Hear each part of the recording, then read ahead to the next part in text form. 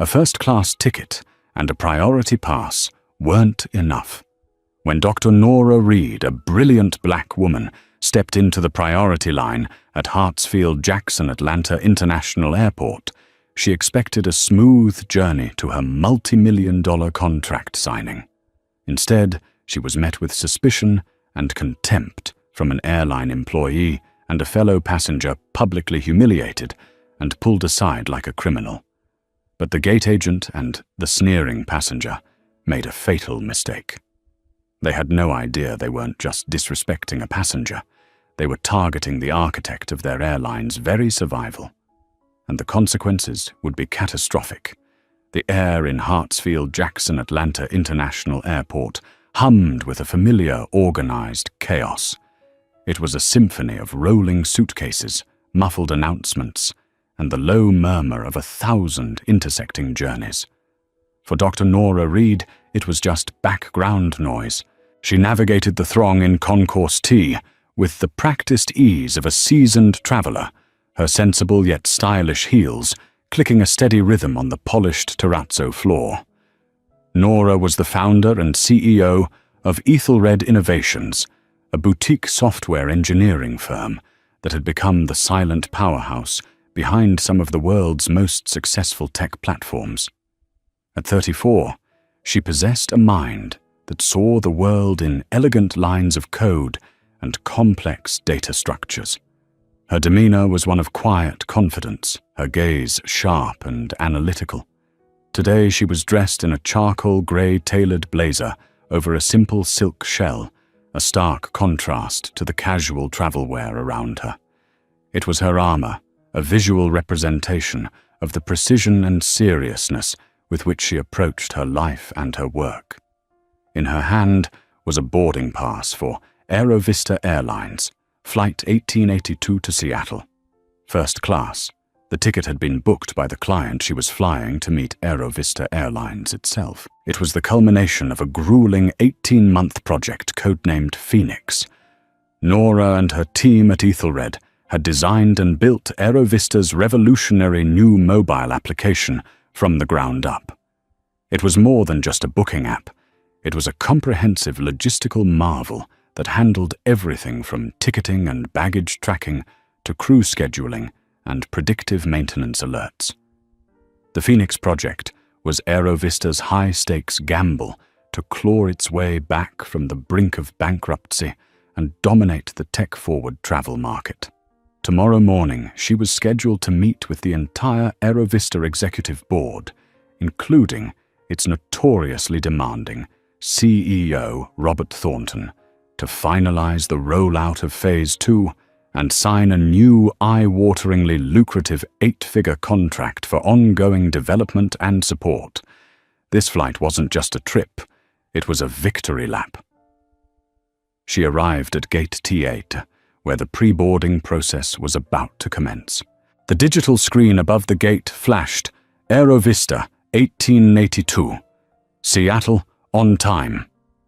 Below it, the priority lanes were clearly marked a plush red carpet for first class and Aerovista's Diamond Medallion members, and a blue one for other priority groups. Nora joined the short queue on the red carpet, placing her sleek leather briefcase at her feet. In front of her was a family with 2 young, excited children, and behind her, a man in a rumpled suit typing furiously on his phone. The atmosphere was one of weary anticipation. The gate agent, a woman in her late 40s with a severe haircut and a name tag that read Brenda, surveyed the line with a look of profound boredom. Her eyes, magnified by thick-lensed glasses, swept over the passengers, making small, instantaneous judgments. When her gaze landed on Nora, it lingered for a fraction of a second too long. It was a look Nora knew well. It wasn't overt hostility, not yet. It was a flicker of cognitive dissonance, a micro-expression that questioned her presence in that specific space. Nora ignored it. She had faced this look in university lecture halls, where she was the only black woman in corporate boardrooms, dominated by grey-haired men, and in high-end restaurants, where the host assumed she was waiting for her employer. It was tiresome, a constant low-grade static of prejudice she had learned to tune out. Her success was the only rebuttal that mattered. "We will now begin our pre-boarding process," Brenda announced into the microphone, her voice flat and devoid of warmth. "We invite our passengers with disabilities and those needing extra time to board." A few moments later, she continued, "We now invite our active duty military personnel to board. Thank you for your service." Finally, it was their turn. "Now boarding all first-class passengers and our Diamond Medallion members. Please have your boarding pass and ID ready." The family in front of Nora was processed with a perfunctory smile.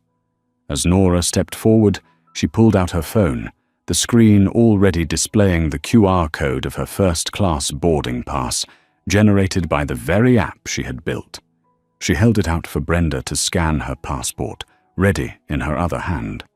The scanner beeped affirmatively. But Brenda didn't wave her through. Instead, she held up a hand, her thin lips pressed into a firm line. "I'm going to need to see that again," Brenda said, her tone shifting from bored to accusatory. Nora held the phone out again, her brow furrowing slightly. "Is there a problem?" Brenda squinted at the screen. "This is the first-class line, ma'am." The ma'am was laced with condescension. It was a simple statement of fact, yet in that context, it felt like an accusation. Nora's internal composure, usually as solid as bedrock, felt a tremor of irritation. "Yes, I know," Nora replied, her voice calm and even. "As my boarding pass indicates, I am in seat 2A, first class." Brenda's eyes flickered from the phone screen to Nora's face, then back again. The line behind Nora was beginning to grow.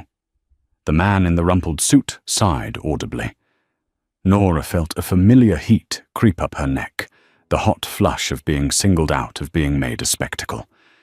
There are a lot of fraudulent passes and upgrades being sold online.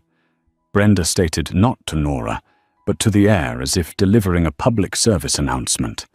"We have to be extra careful." Nora's patience began to fray. "Are you suggesting my pass is fraudulent?" Before Brenda could answer, a new voice, sharp and entitled, cut in from the blue priority lane. "What's the hold-up? Some of us have planes to catch." Nora glanced over to see a woman in her 50s, dressed head to toe in designer athleisure, wear her face a mask of impatience. Her perfectly coiffed blonde hair didn't move as she glared pointedly at Nora. Brenda seemed to draw strength from this new ally. She looked back at Nora, her authority now bolstered. "I'm just doing my job. I need to verify your ticket. Please step to the side, ma'am. You're holding up the line." Stepping to the side. The 3 words were a dismissal, an exile. It wasn't a request. It was a command that relegated her from esteemed first-class passenger to public nuisance. And as she was forced to move away from the red carpet, the weight of expectation she carried of a triumphant meeting, a signed contract, a celebration of her hard work was suddenly replaced by the crushing weight of humiliation.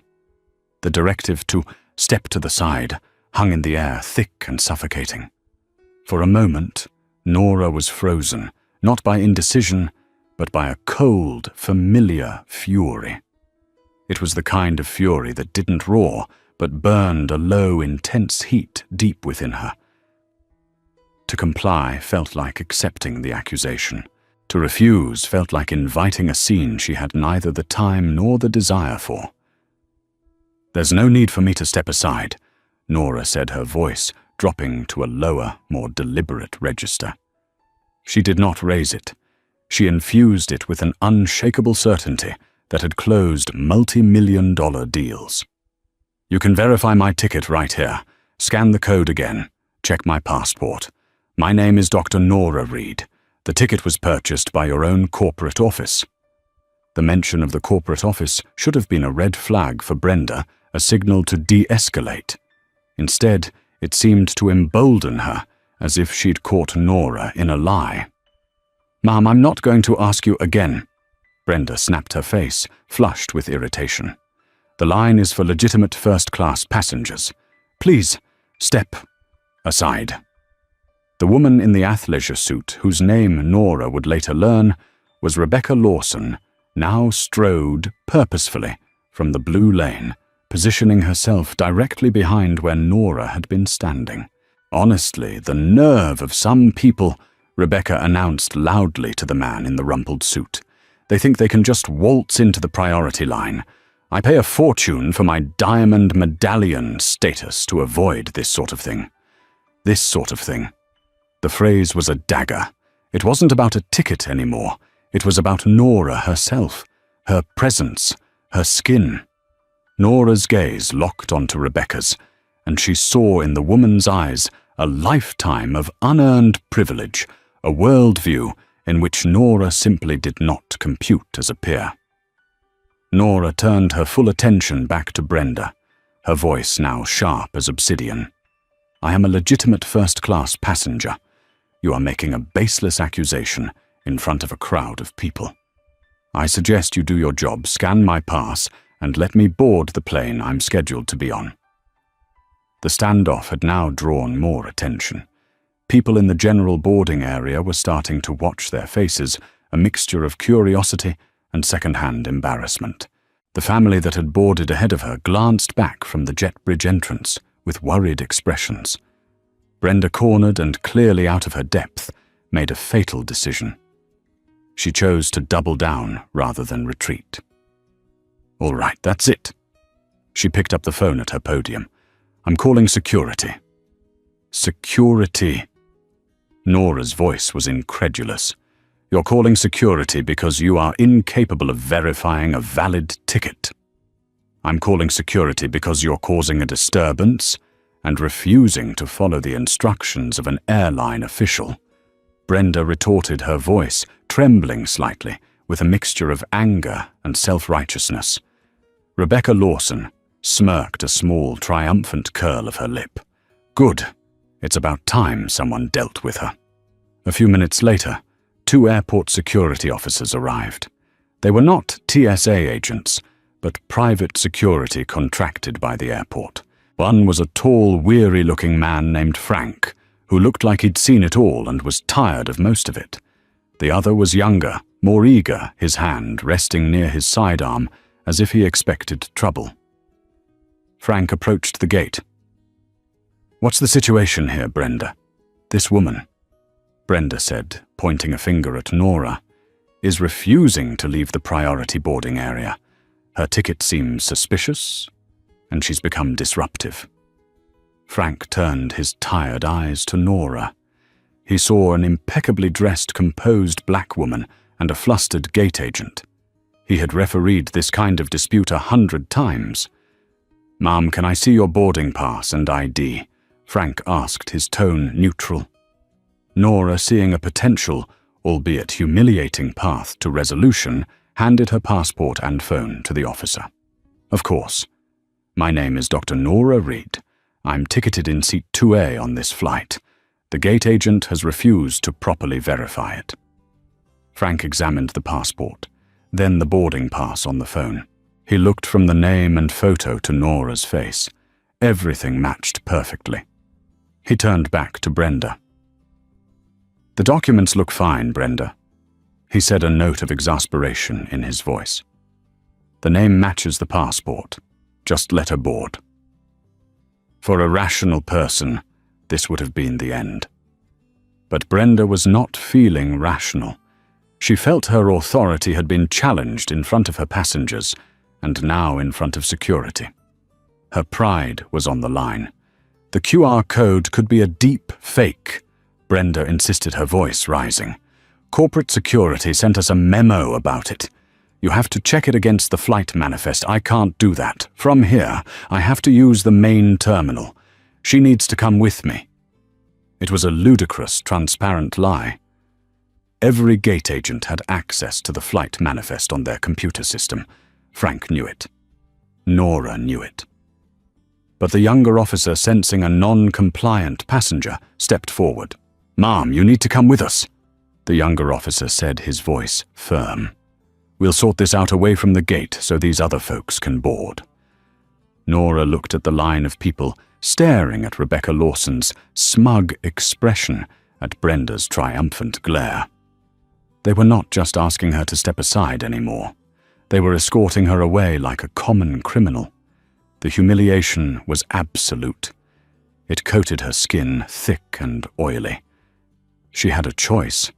She could argue, and demand a supervisor, which would undoubtedly result in her missing the flight, the single most important flight of her professional year.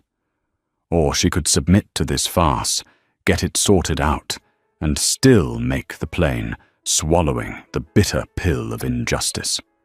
With a deep, controlled breath, she made the pragmatic choice. "Fine." She said the word clipped and cold. "Let's go sort this out." She retrieved her briefcase, her movements precise and deliberate, betraying none of the volcanic rage churning in her gut, as Frank and the younger officer flanked her. Walking her away from the gate and back towards the main concourse, she heard Rebecca Lawson say to the person behind her, "Finally, some peace and quiet." And just before she turned the corner, she heard Brenda's voice sickeningly sweet back on the microphone. "We do apologize for the delay, ladies and gentlemen. We are now continuing our first-class boarding." They hadn't just delayed her. They had erased her, dismissed her, and then apologized for the inconvenience of her existence. In that moment, Nora Reed made a promise to herself. They would all come to regret this. They had no idea who they had just crossed. The walk away from Gate T8 was a blur of fluorescent lights and unsympathetic faces. Nora was led not to a quiet office or a customer service desk, but to a small, sterile alcove designated for secondary security screenings. It was a glass-walled box of shame, designed to be visible to passers-by. Frank, the older officer, seemed to realize the absurdity of the situation, while his younger partner maintained a rigid, officious posture. "Look, ma'am," Frank began, his voice low. "I'm sure this is just a misunderstanding. We just need to wait for the gate agent to verify things on her end." "The gate agent's name is Brenda," Nora stated, her voice devoid of emotion. "And she is not seeking to verify anything. She is seeking to humiliate me. There is a difference." Frank had the decency to look uncomfortable. "Airline policy can be—" "That wasn't policy," Nora cut in sharply. "That was prejudice. Let's call it what it is." She pulled out her phone, intending to call her executive assistant and have her raise hell with Aerovista's corporate contacts. But before she could, her screen lit up with an incoming call from a number she knew by heart: Ben Carter, her lead systems architect at Ethelred Innovations. Ben never called unless it was a 5-alarm fire.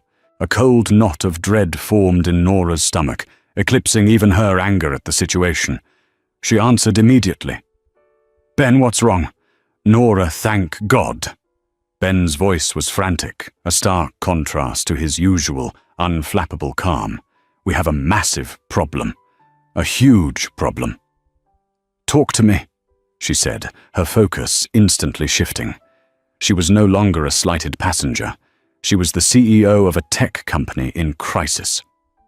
"It's Phoenix," Ben said, his words tumbling out. "There's a critical bug in the back-end server authentication protocol. We didn't catch it in the final stress test. It's subtle, tied to the server's internal clock and passenger load. It seemed fine under simulation, but with the live load from the East Coaster morning rush, it's starting to cascade." Nora's mind raced, processing the information. What are the symptoms? What are the users seeing? API calls are timing out. The app is hanging on the payment confirmation screen for new bookings. Baggage tracking is throwing false positives. But the real kicker, Nora, the real nightmare, is the digital boarding pass generator. It's starting to intermittently fail to sync with the central manifest. Some QR codes are being generated with a corrupted security token. Nora felt the blood drain from her face. A corrupted security token.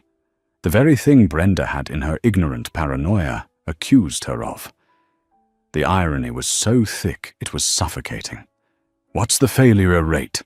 Nora demanded, already pacing the small glass box like a caged panther. It was less than 1% an hour ago. It's now approaching 4% and accelerating. The corrupted tokens are creating log jams in the database, which is causing more timeouts, which creates more corruption.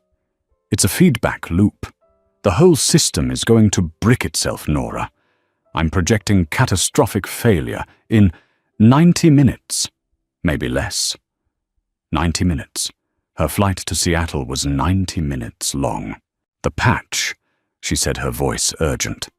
"The patch we developed for the Phase 2 rollout. It contains the fix for the authentication redundancy, doesn't it?" "Yes, it's the only thing that can fix it," Ben confirmed. "But it requires physical access to the primary server hub in Seattle. It's a kernel-level patch. It can't be deployed remotely because of AeroVista's security protocols. Their whole system has to be put into maintenance mode from the master terminal, and only a Level 4 administrator can authorize it. That's you, Nora. You're the only one on the account with that clearance." The full weight of the situation crashed down on her. She was supposed to be on Flight 1882, landing in Seattle, with just enough time to get to the AeroVista data center and oversee the patch deployment before the morning board meeting. Her presence on that plane wasn't just for a victory lap. It was mission critical. She glanced through the glass wall down the long concourse towards gate T8. The final boarding call for her flight echoed faintly. "Ben, listen to me very carefully," she said, her voice a low, intense command. "Isolate the failing servers as best you can. Try to route traffic through the secondary nodes, even if it increases latency. Buy me time." "Buy you time, Nora? Where are you? You should be boarding." "I've been detained," she said, the words tasting like ash, "by AeroVista's own gate staff at Hartsfield-Jackson on suspicion of having a fraudulent ticket." There was a moment of stunned silence on the other end of the line. "You're kidding me," Ben breathed. You have got to be kidding me." "I wish I were, Ben," Nora said, her eyes fixed on the on-time status of her flight on a nearby monitor. "Now do what I said. I have to get on that plane." She hung up and turned to the two security officers, her entire demeanor transformed. The quiet anger was gone, replaced by a laser-focused intensity that was far more intimidating. "Officer Frank said that so," she said, her tone leaving no room for argument. "My name is Dr. Nora Reed. I am the CEO of Ethelred Innovations. My company built the entire mobile application and back-end system that AeroVista Airlines currently runs on. That system is, as we speak, experiencing a cascading failure that will ground their entire fleet within the next 2 hours." Frank stared at her, his mouth slightly agape. "The only person on this side of the country who can get to Seattle in time to prevent a multi-hundred-million-dollar catastrophe for your client's airline is me. The fix is on a drive in this briefcase, and I need to be on that flight. The one that is leaving right now." She looked past him, her gaze a physical force. "So you have 2 choices. You can continue to stand here and humor a belligerent gate agent while AeroVista Airlines financially implodes, or you can escort me onto that jet bridge right now." The ticking clock wasn't just for her flight anymore. It was for the entire airline, and Brenda, in her petty exercise of power, had just lit the fuse. While Nora fought her battle on the ground, Robert Thornton, the CEO of AeroVista Airlines, was blissfully unaware, cruising at 35,000 feet.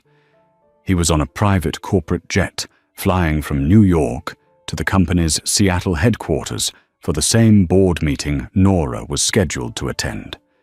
He was sipping a glass of Macallan 18, reviewing the projected Q3 profits. The numbers were beautiful. Since the soft launch of the Phoenix app 3 months ago, customer engagement was up 400%.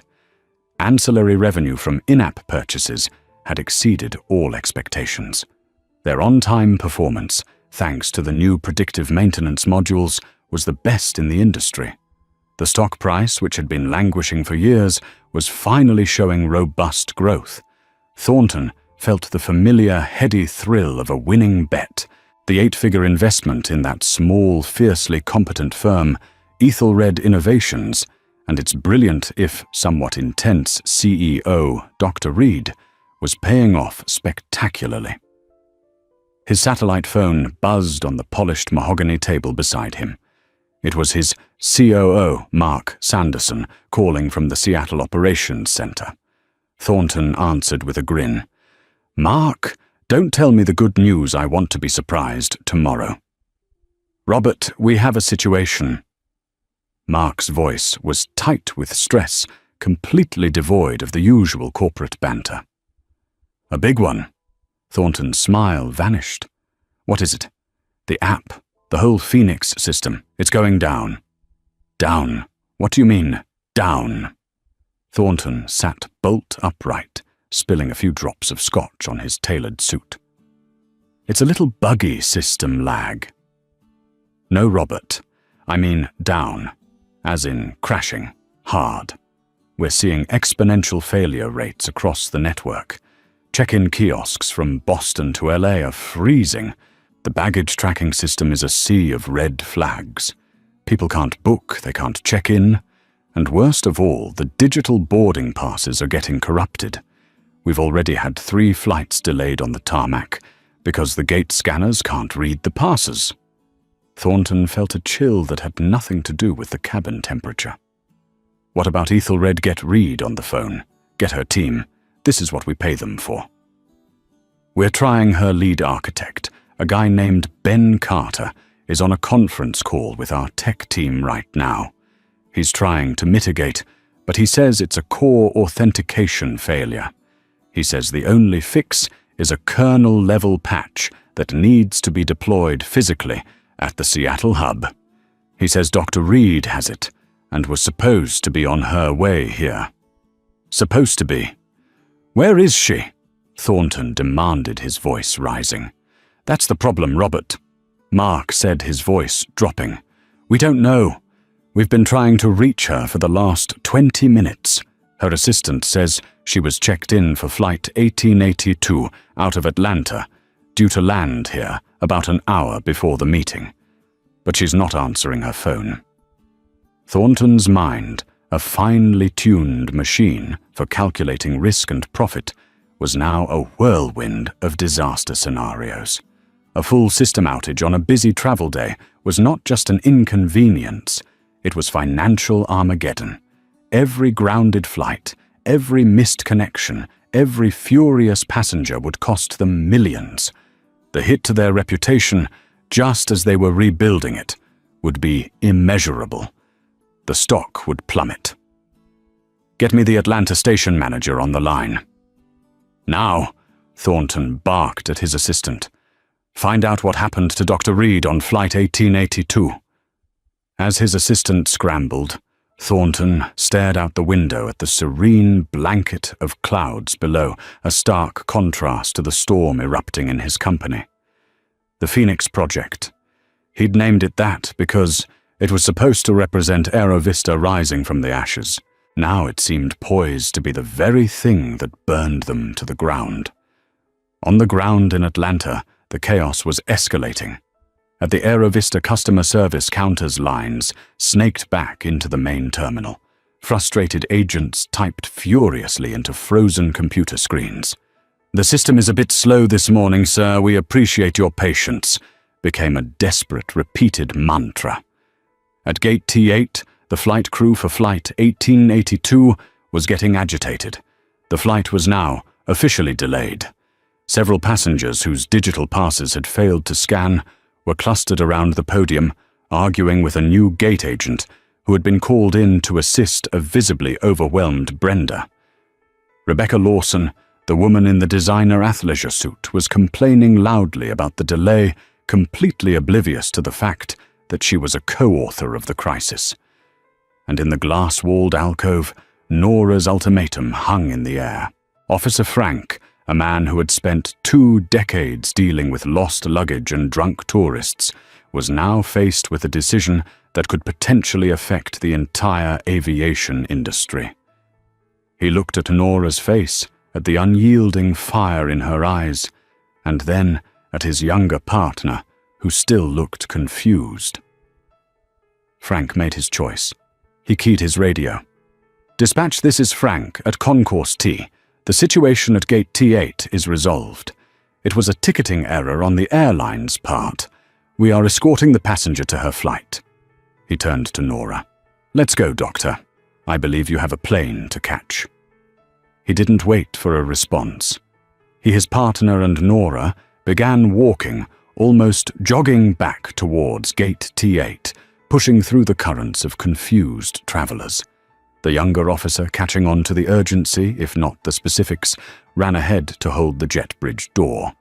As they arrived, Brenda saw them coming. Her face, which had been a mask of smug satisfaction, contorted in disbelief and anger. "What is the meaning of this? She can't board. I haven't verified her." Frank didn't break stride. "Your airline's entire system is about to crash." "Brenda," he said, pushing past her, "verifying this passenger is the least of your problems, and also, funnily enough, the solution. Now get out of the way." He personally escorted Nora onto the jet bridge. As she stepped through the door, leaving the chaos of the gate behind, Nora paused and looked back. Her eyes met Brenda's for a fleeting second. She said nothing. She didn't have to. The look on her face was a promise of a reckoning to come. As she hurried down the ramp, her phone buzzed again. It was Ben. "Nora, it's getting worse. The Dallas hub just went dark. The whole system is starting to hemorrhage data. I don't think we have 90 minutes anymore." "I'm on the plane," Nora said, breathless, as she stepped into the aircraft cabin. "Tell the flight crew to tell the captain to make up for lost time. Tell them Robert Thornton's career depends on it." The Seattle Operations Control Center, the gleaming nerve center of Aerovista Airlines, was descending into pandemonium. What had started as a trickle of error reports had become a raging flood. On the massive wall of screens that usually displayed a neat, orderly map of flights across North America, blinking red icons were multiplying like a virus. Mark Sanderson, the COO, paced behind a bank of computer terminals. His tie loosened, his face pale. His tech support VP, a man named Greg, was barking orders, trying to manually reroute data and reboot firewalls, but it was like trying to patch a bursting dam with chewing gum. "It's no good, Mark," Greg shouted over the din. "The authentication servers are in a fatal loop. Every time we try to reboot one, the data request from the active servers crashes it again. We're flying blind. We've lost the ability to update manifests for flights currently in the air. We're grounding everything on the East Coast, but the West Coast is waking up and the whole cycle is about to start again." Robert Thornton's voice, tinny and laced with panic, crackled over the speakerphone from his private jet. "Any word from Dr. Reed?" "Did we find her? We're still trying to confirm her status on 1882. Mark replied, sweat beading on his forehead. "Atlanta is a mess. The station manager said there was some kind of security incident at the gate, but he doesn't have details." "A security incident?" Thornton's voice was sharp with alarm. "What kind of security incident?" At that moment, a junior analyst, a young woman named Sarah, who had been frantically cross-referencing incident reports with passenger manifests, let out a small gasp. "What is it, Sarah?" Mark snapped. "Sir, I think I found her," Sarah said, her voice barely a whisper. She turned her monitor towards Mark and Greg. On the screen was a preliminary incident report filed by Hartsfield-Jackson Security. Incident type passenger disturbance. Refusal to comply. Location gate T8 flight. AV waiting 82. Seattle Airline staff involved. Brenda Kowalski. Gate agent passenger involved. Reed Nora.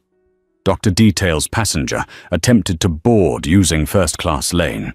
Agent Kowalski suspected fraudulent ticket. Passenger became disruptive. Security called to de-escalate. Passenger removed from gate area for verification. Mark Sanderson read the summary, and the color drained completely from his face. He felt a wave of nausea. Greg leaned over his shoulder and read it too, his eyes widening in horror. "Oh no," Greg whispered. "Oh my God, no." On the speakerphone, Thornton was growing impatient. "Mark, what is it?" "Talk to me." Mark picked up the handset, his hand trembling slightly. "Robert, we found Dr. Reed. She was the security incident." Silence. For a full 10 seconds, the only sound from the speakerphone was the faint whistle of jet engines. Then Thornton's voice came through low and dangerous. "Explain." "According to the initial report," Mark said, choosing his words carefully, "our gate agent Brenda Kowalski detained Dr. Reed. She accused her of having a fraudulent first-class ticket and had her removed from the gate by airport security." The silence that followed was heavier, colder. The entire operations team could feel the temperature in the room drop. They could almost picture their CEO, 35,000 feet in the air, processing the information that his own employee had, in an act of breathtaking incompetence, potentially just torpedoed his entire company. When Thornton finally spoke, his voice was preternaturally calm, which was far more terrifying than if he had been screaming. "Mark," he said slowly, "are you telling me that the architect of our multi-hundred-million-dollar digital infrastructure, the one person who can stop this system from melting down completely, was publicly humiliated and detained by one of our own gate agents because she didn't believe a black woman could be flying first class?" The brutal, unvarnished truth of the statement hung in the air. Mark couldn't bring himself to answer. "Yes, sir." Sarah, the young analyst, answered for him, her voice quiet but clear. "That appears to be what happened." "And where is she now?" Thornton demanded. "The report was updated just a few minutes ago." Sarah continued, scrolling down. "It says airport security overrode the gate agent and escorted her onto the flight. So, she's on flight 1882, in the air, on her way here, but her phone is probably off." A collective sigh of relief went through the room. She was on her way. The crisis was still salvageable. But Thornton was not relieved. He was a strategist. He understood cause and effect, action and reaction. He knew this wasn't just about a technical glitch anymore. This was about a profound personal and professional insult delivered to the one person holding all the cards. "Get me the flight crew of 1882 on the sat phone," Thornton commanded. "I want them to find Dr. Reed, give her my direct, personal apologies, and offer her anything she wants. Champagne a meal from the pilot's lunchbox, I don't care. And tell the captain I am personally authorizing him to break every speed record to get that plane to Seattle." He paused, his mind already calculating the fallout. "And Mark," he said, his voice like ice, "get me everything you can on this Brenda Kowalski. I want her entire employee file. I want to know every commendation and every complaint, and find out who the passenger was who backed her up. There's always a passenger. Find them. When I land, I'm going to personally make sure Ms. Kowalski's career with Aero Vista is over." And then I'm going to have to figure out how to grovel to Dr. Reed for the survival of my company. The revelation had dawned. The crisis was not technical. It was human, and the solution would require more than a software patch. It would require an act of profound, desperate humility from a man who rarely practiced it. Flight 1882 sliced through the sky, a silver dart racing against time. Inside the first-class cabin, Nora Reed was a picture of controlled intensity. She had declined the flight attendant's fawning offers of champagne and hot towels dispatched with a panicked urgency after a call from the cockpit. Instead, she had her laptop open, connected to the plane's sluggish Wi-Fi. She wasn't fixing the problem that was impossible from here, but she was monitoring the cascade, documenting the failure points, and mapping the precise sequence of the system's self-destruction. This data would be invaluable later. It was also, in a way, her evidence. Her mind was a whirlwind. The raw humiliation from the gate was still a fresh wound, but it was now overlaid with the cold, clear logic of the engineer. The two emotions, fury and focus, merged into a formidable diamond-hard resolve. They had mistaken her for a nobody. They had treated her as less than. Now the fate of their entire enterprise rested in her hands, inside the briefcase at her feet. The irony was so potent, it was almost a physical taste. As the plane began its descent into Seattle-Tacoma International Airport, the lead flight attendant approached her again, this time with a satellite phone. "Dr. Reed, Mr. Thornton, is on the line for you. He insisted on speaking with you personally before we land." Nora looked at the phone. This was it. The first move in a new game. She took the phone. "This is Dr. Reed. Dr. Reed. Nora. This is Robert Thornton." The CEO's voice was strained, stripped of its usual booming confidence. "First, on behalf of the entire Aerovista family, I want to offer my deepest, most sincere apologies for what you experienced today in Atlanta. It was unacceptable. It was inexcusable, and I promise you it will be dealt with in the harshest possible terms." Nora was silent for a moment, letting his words hang in the air.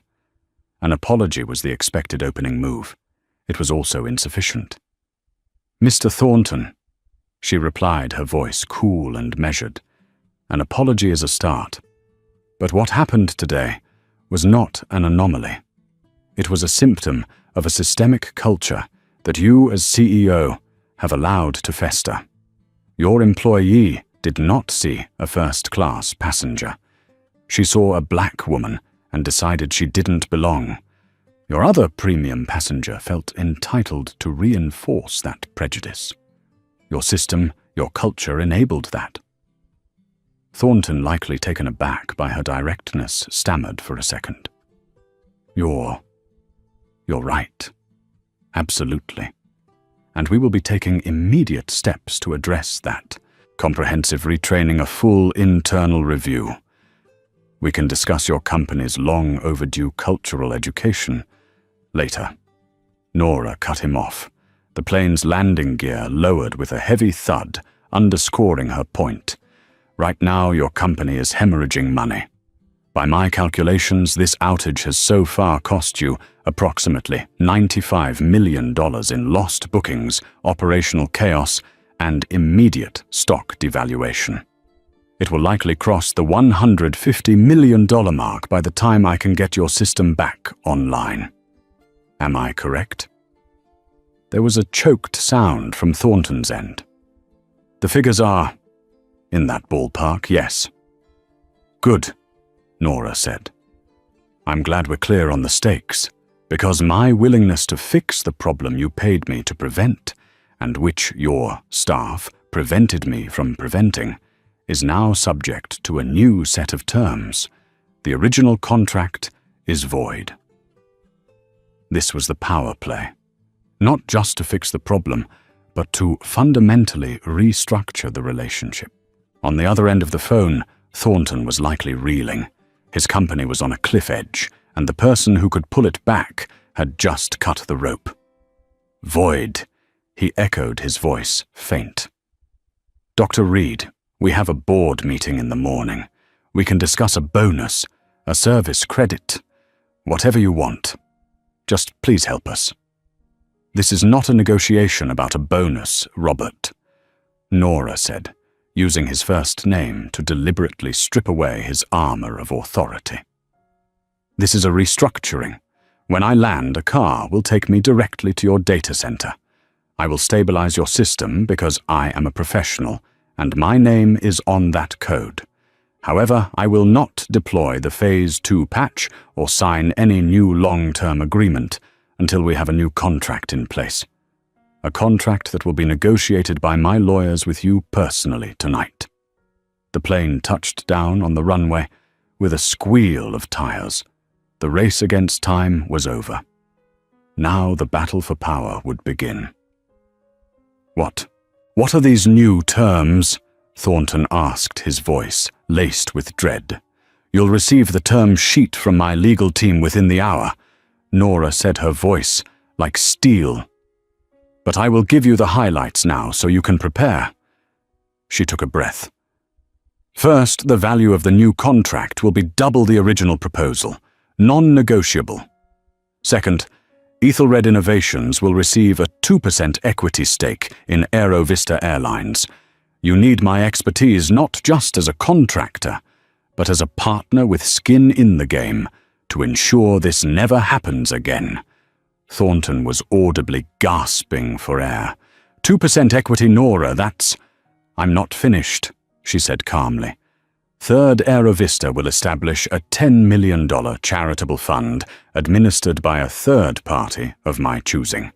This fund will provide scholarships and grants for Black and minority women pursuing careers in technology and engineering. You will publicly announce this fund in a press conference with me by your side." She saved the most personal demand for last. "And finally, Robert, I want a public formal apology. Not just from the company, but from you. And I want it delivered to me in person at the start of that press conference. You will name me.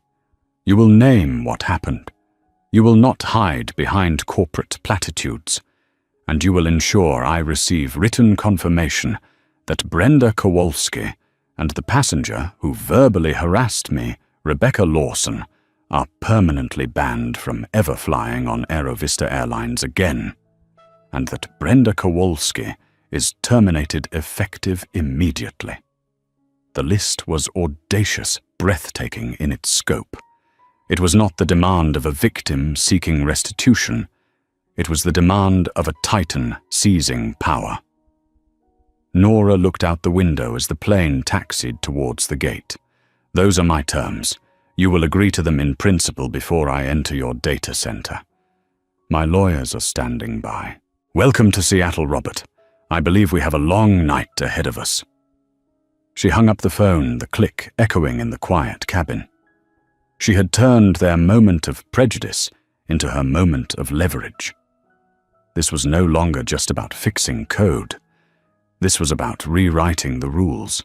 The hours that followed were a masterclass in controlled chaos. As Nora had predicted, a black car was waiting on the tarmac.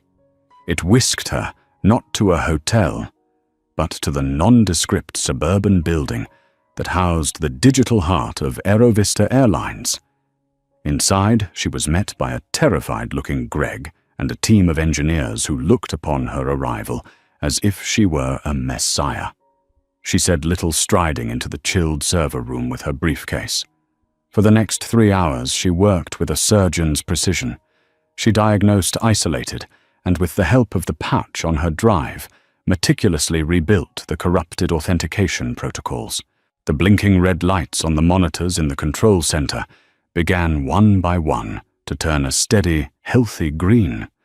A collective audible sigh of relief went through the building as the first successful booking in hours was processed. Nora had single-handedly pulled the airline back from the abyss. While she worked, Robert Thornton was living through the most expensive and humbling night of his life. He had landed in Seattle and gone straight to his corporate office, where he was met with the term "sheet" from Nora's lawyers. It was exactly as she had outlined, audacious, punitive, and brilliant. His own legal team advised him he had no choice. The financial models of a continued outage versus Nora's demands were not even comparable. Agreeing was costly. Refusing was corporate suicide. By 4 a.m., as Nora was running the final diagnostics, Thornton signed the preliminary agreement, ceding to every single one of her demands. The next morning, the scheduled board meeting took on a vastly different tone. There was no victory lap. There was a somber accounting of the previous day's disaster and the new formidable partnership with Ethelred Innovations. Thornton, humbled and exhausted, explained the situation in stark terms. There were murmurs about the cost, the equity stake, but no one could argue with the bottom line. Dr. Nora Reed held all the power, and she had saved them. The karma, hard and swift, began to land. Brenda Kowalski was called into the Atlanta station manager's office that morning. Expecting perhaps a slap on the wrist for a customer service complaint, she was instead met by an HR representative from corporate and fired on the spot for gross misconduct and violation of company policies, her actions directly leading to catastrophic financial and reputational damage. Her access was revoked, her ID was confiscated, and she was escorted from the premises, her career in aviation over. Rebecca Lawson received an email later that day. It was a formal notice from Aerovista's corporate security division. Citing the passenger conduct clause in her ticket purchase agreement and her role in harassing another passenger, her diamond medallion status was revoked, and she was placed on the airline's permanent no-fly list. A subsequent leak of the story to a popular travel blog, complete with her name, led to a firestorm of public condemnation. Her social media was flooded with messages calling her out, turning her into a poster child for entitlement and prejudice. The centerpiece of the reckoning, however, was the press conference. It was held 2 days later in a packed hotel ballroom. Robert Thornton, looking ashen, walked to the podium. But he didn't begin with corporate speak. He looked directly at the cameras. "Good morning. Before we begin, I need to make a statement. 2 days ago, in an appalling failure of our company's values and basic human decency, one of our most valued partners, Dr. Nora Reed, was subjected to a humiliating and prejudiced experience at the hands of our staff. There is no excuse for what happened. As CEO, I take full responsibility. To you, Dr. Reed," he said, turning to Nora, who sat poised and dignified in the front row, "I am profoundly and personally sorry." He then went on to announce the full slate of Nora's terms, framing them not as demands he was forced to accept, but as a bold new path forward for the company.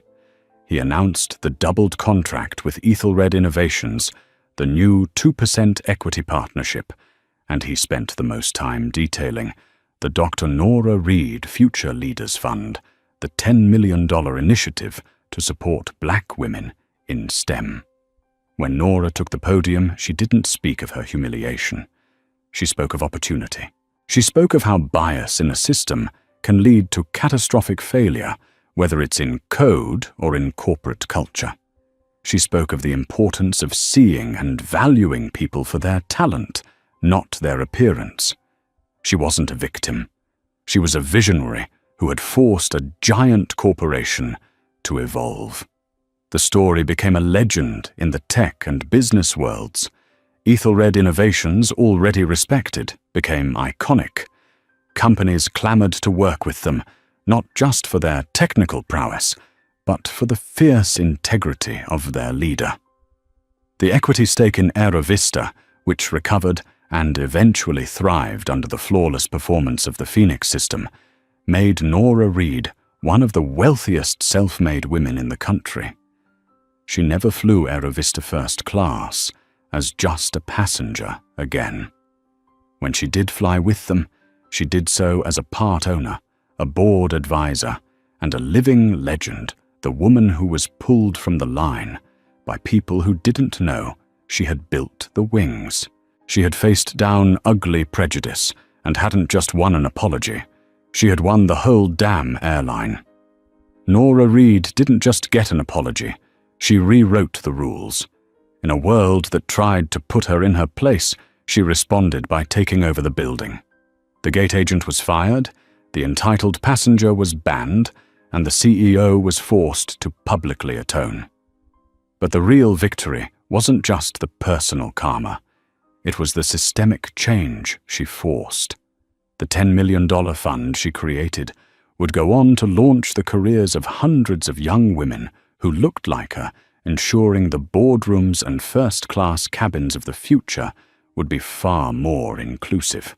This is a story about what happens when prejudice collides with power, and how one woman's brilliance turned a moment of humiliation into a movement.